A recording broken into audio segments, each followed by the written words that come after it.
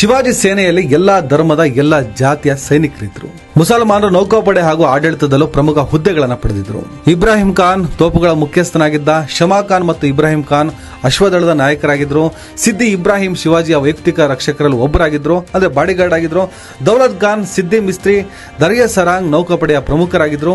ಅವರ ಆಡಳಿತದಲ್ಲಿ ಕಾಜಿಗಳು ಅಂದ್ರೆ ಮುಸ್ಲಿಂ ನ್ಯಾಯಾಧೀಶರು ಪ್ರಮುಖ ಪಾತ್ರವನ್ನು ವಹಿಸ್ತಾ ಇದ್ರು. ಸುಮಾರು 60,000 ಮುಸಲ್ಮಾನ ಸೈನಿಕರು ಅವರ ಸೇನೆಯಲ್ಲಿ ಇದ್ರು ಅಂತ ಇತಿಹಾಸ ಹೇಳುತ್ತೆ.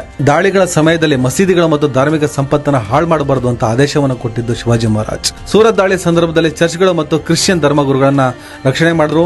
ಅಫ್ಜಲ್ ಖಾನ್ ಕೊಂದ ನಂತರ ಅವನ ಶವವನ್ನ ಇಸ್ಲಾಮಿಯ ವಿಧಾನದಲ್ಲಿ ಸಮಾಧಿ ಮಾಡಲು ಸೂಚನೆ ಕೊಟ್ಟರು. ತನ್ನ ಶತ್ರುವನ್ನು ಕೊಂದರೂ ಕೂಡ ಆತನ ಶವ ಸಂಸ್ಕಾರವನ್ನ ಆತನ ಧಾರ್ಮಿಕ ವಿಧಾನಗಳಲ್ಲೇ ಮಾಡಿ ಅಂತ ಸೂಚನೆ ಕೊಡುವಷ್ಟು ಧಾರ್ಮಿಕ ಸಹಿಷ್ಣುತೆ ಶಿವಾಜಿ ಮಹಾರಾಜರಲ್ಲಿತ್ತು. ಇವೆಲ್ಲ ಕಥೆಗಳು ಬಸನಗೌಡ ಪಾಟೀಲ್ ಯತ್ನಾಳ್ ಅಲಿಯಾಸ್ ಬಶೀರ್ ಅಹಮದ್ ಯತ್ನಾಳ್ಗೆ ಗೊತ್ತಿದೆಯಾ ಇಲ್ವಾ? 100ಕ್ಕೆ 100 ಗೊತ್ತಿದೆ. ಅದಕ್ಕೆ ಶಿಳ್ಳ ಚಪ್ಪಾಳೆ ಹೊಡೆಯುವಂತಹ ಯುವ ಪೀಳಿಗೆಗೆ ಒಂದಿಷ್ಟು ಇತಿಹಾಸವನ್ನ ಓದ್ಕೊಂಡು ಬರಬೇಕು ಅನ್ನುವಂತಹ ಪರಿಜ್ಞಾನ ಇರಲಿ ಅನ್ನೋ ಕಾರಣಕ್ಕೆ ನಾನಿವತ್ತು ಶಿವಾಜಿ ಮಹಾರಾಜ್, ಅವರ ತಂದೆ ಶಾಜಿ ಭೋನ್ಸ್ಲೆ, ಅವರ ಚಿಕ್ಕಪ್ಪ ಶರೀಫ್ ಜಿ ಭೋನ್ಸ್ಲೆ ಬಗ್ಗೆ ಒಂದಿಷ್ಟು ವಿವರವನ್ನ ಕೊಡುತ್ತೀನಿ.